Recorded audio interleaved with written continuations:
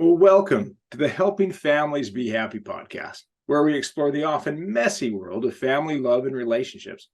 I'm your host for this podcast, Christopher Robbins, the co-founder of Familius Publishing, husband, father of 9, author, fly fisherman, backpacker, and aspirational musician based in the Central Valley of beautiful California.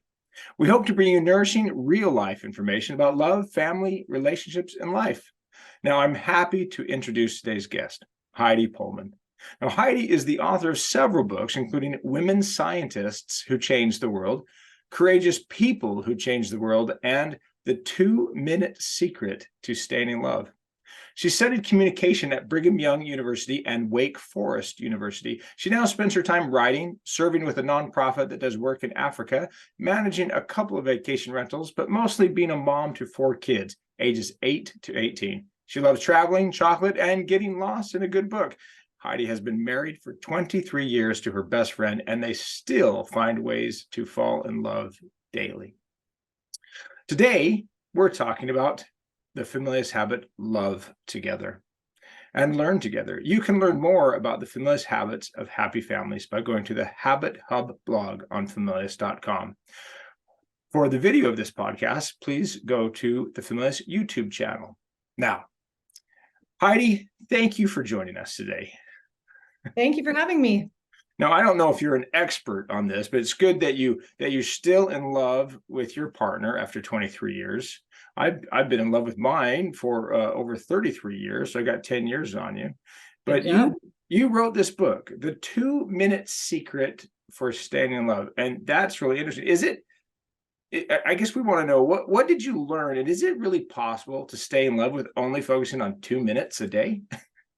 Well, I don't know if it's 2 minutes a day. I think the whole point of the book is that there are little things that we can do to help us stay connected, to help us communicate to our partner that we love that person, that we're thinking about them, and that we care about them. So it's really the little things that add up over time.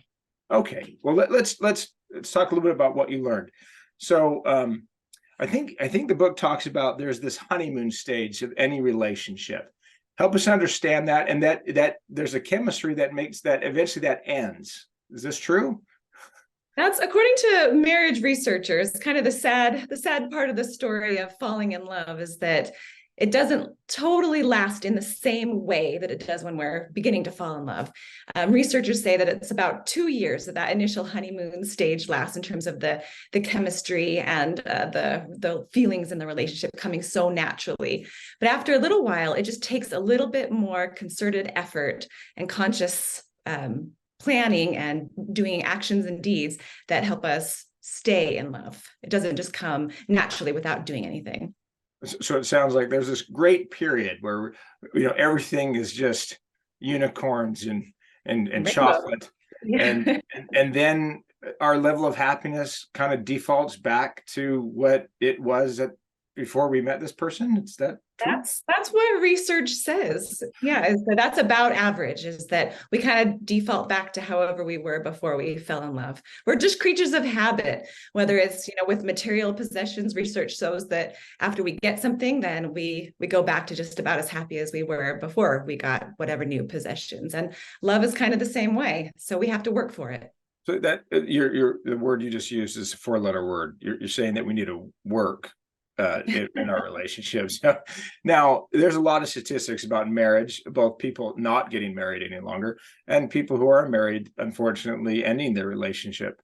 So I think the statistics are about half of marriages end in divorce, and then it's even worse for those that are in their second or third marriages. So let's talk about what you learned about what we can do. So I think you quote a researcher by the name of John Gottman. What can he teach us? Oh, so many things. He has so many books and so many studies. He's been researching married couples for more than 50 years. But one of the things that stood out to me when I was reading some of his research was that there was one thing that he said stood out more than anything else that would predict whether a couple could stay together. And that had to do with bids for attention. I found that really fascinating. So a bid for attention is something like a spouse sitting in a room looking at the newspaper and saying, oh, it looks like this interesting story happened, and maybe telling his wife that. If she doesn't respond, that's failing to respond to his bid for attention. Usually when we're saying things like that. We're kind of looking for some engagement. We're kind of casting a line and hoping that we get a response. And the couples who failed to respond to each other, those were the ones that ended up not doing super well in their marriages. So that stood out to me as an easy way that we can pay attention. If our spouse is bidding for our attention, be there, respond, be ready to say something back. Like, oh, that is an interesting story. I read about that too. Or, oh, tell me more. So what's funny, but my wife and I, we clearly are reading all the same materials. We both have iPhones, and we check the iPhone news app, and it seems like we get the exact same articles. And so she'll say, well, I read this article, and I go, oh yeah, I read that one too. And she goes, well, I read this one. Oh, I read that one too. But what you're saying is if I say I read this article, I'm not really it's not me trying to just educate her on something I read. I'm interested in having some type of conversation with this person who I fell in love with. That's right. There are these connections that we make. And that's something interesting that came up when I was reading about love and relationships. There's kind of this idea of a space between us. Everything has space in between it, whether it's planets or little tiny objects or people. And everything that we are doing is either removing the connections between those two people in that space, or it's creating more connections and creating a positive energy and a closeness. So the more that we respond to attention, to bids for attention, or the more that we reach out to our partner to share something interesting that we found, the more we're creating a positive energy in that space. Okay. So, all right, we're this podcast, I believe, is airing during a time when we all want to send chocolate and Valentines to each other. We want to improve our relationships, and this can be done at any point, at any day, 365 days a year. So let's get to the things that you think we can do. So let's what are the intentional skills or habits that we need to employ to make sure that we're building these relationships of love and trust? The things that stood out to me are these kind of three areas: our thoughts, our words, and our deeds. So our thoughts are so powerful. The way that we think about our spouse, the assumptions that we make or try not to make about our spouse, we have to kind of ask ourselves continually, what's going on in our mind? What kind of messages are we thinking about our spouse? That's the first step. Say my husband is late for something that he promised me that he would be on time to.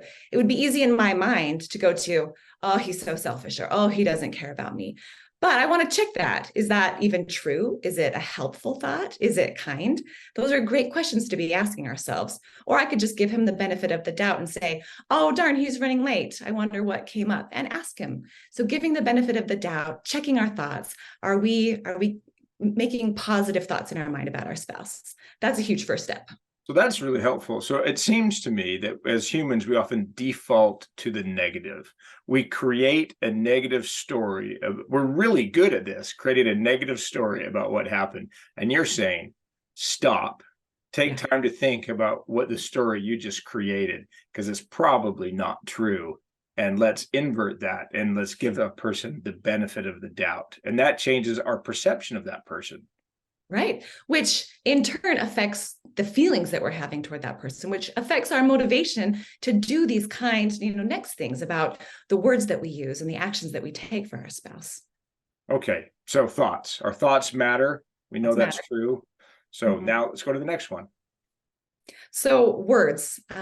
Words are so powerful. We have to be checking the way that we're using our words. Now, they can be used for good or for evil, of course. So we want to take out the kind of negative words that we might be tempted to use: criticisms, judgments, any kind of negativity. Of course, there are times when we have to have a dialogue if there's a problem.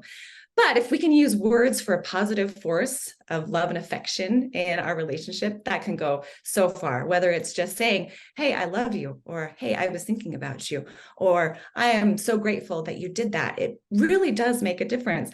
I sent a text to my husband yesterday just because I was in the car and I was thinking about, hey, he's kind of my dream guy. How lucky am I that, I think he's a handsome guy and he's a hardworking guy. And, he happens to be kind and funny and adventurous and all these things that are perfect for me. And so rather than just keeping that to myself, I sent him a little text. It took me 30 seconds to say, hey, I was just thinking about how you're my dream guy. And I just spelled out a couple of things.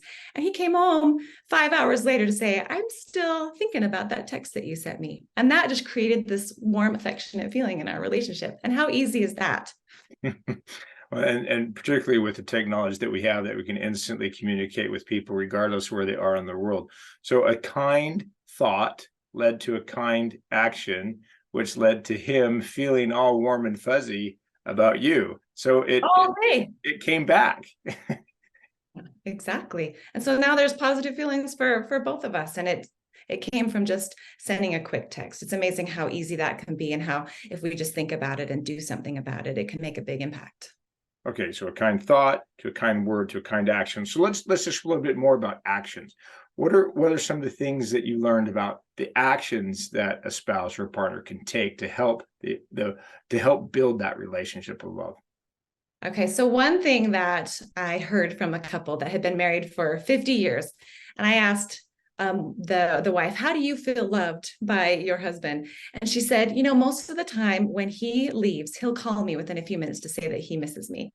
And I just thought that was so sweet. And it was a simple thing, just calling to check in, say, how are you doing? Something that we can do is celebrate our partner when there's something that's exciting going on. Say, hey, congratulations. We have a celebrate plate in our house. When there's something to celebrate for each other or for any of our kids, we bring out the celebrate plate and we clap for them. And that's, it doesn't have to be some kind of award, but just, hey, I got a new job, or I worked hard studying for this test, or whatever it was, I got a new client. We bring out the celebrate plate. Or when our spouse comes home for the day, how easy is it to actually get up and go give them a hug and say, I'm happy to see you? Those are meaningful actions that we can take that are not difficult to do.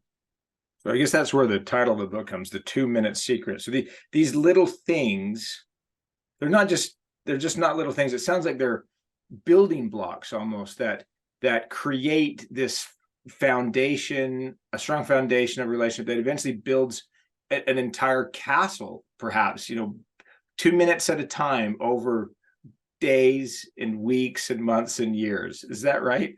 I like that. It's not meant to say that, hey, being in love is easy. It's meant to say that conscious, repeated effort over time makes a difference. Okay, we're building something. We should be anxiously engaged in building this relationship. Okay, now this is really wonderful. We've learned about thoughts and words and actions, but there are some times when we just don't get along. Some things really might be a problem.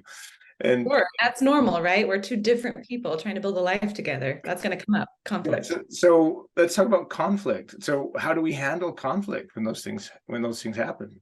So there's obviously, volumes of books that talk about strategies for managing conflict. The scope of this book is what are the small and simple things that actually make a difference. So there's a few things that I would say. Check your assumptions. And that's pretty easy to do.